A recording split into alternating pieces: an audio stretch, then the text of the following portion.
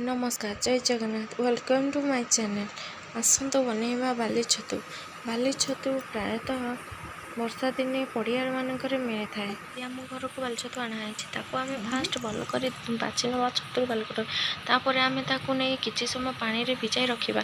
भिजाई रखी सारा कि समय पर आम नहीं हलदी पानी रे पकेबा। तापर 15-20 मिनट पानी हलदी पानी रे रही सारापर आम गोटे कड़े नवा चाउल गुड़ किसी भाजी ना अरुआ चाउल को किसी भाजी ना भाजी सारापर आम किसी ठंडा हवा गोटे पात्र रखा। रखी सारापर आम ग्राइंडिंग करदे।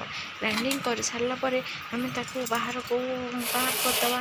तो ये समय गोटे कड़े नवा से किसी सोरिष तेल पकेबा। तापर किसी सोरिष पकेबा। सोरिष फुटी सारापर से गोटे कटा होता पिज आउ कि गोटे शुखला लंका पकईदे। पकई सारापर से नाली हवा जाके भाजवा। नाली हवा जाके नाली हवा पर्यंत भाजवा। नाली देखो पिजटी नाली आसलानी। एबे आम रखि छतु को पकेबा। पकई सारापर छतु को किसी समय भाजवा। किसी समय एमती भाजी सारापर से देखो पानी छतु बाहरलानी। तापर छतु किसी समय सीझा दबा। तापर स्वाद अनुसार लुण पकई से किसी समय भाजवा। भाजी सारापर से पानी बाहर पानी बाहरी जाता। तो आम रखि चाउल चूना गुड़ को चाउल चूना पकेबा।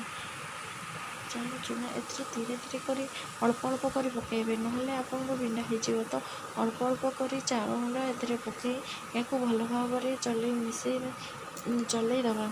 चल सारापर आपणकर प्रस्तुत होगला बाली छतु। या आप पखाल भात खाईपर। धन्यवाद। आपको वीडियोटी भल लगी मो चैनल को लाइक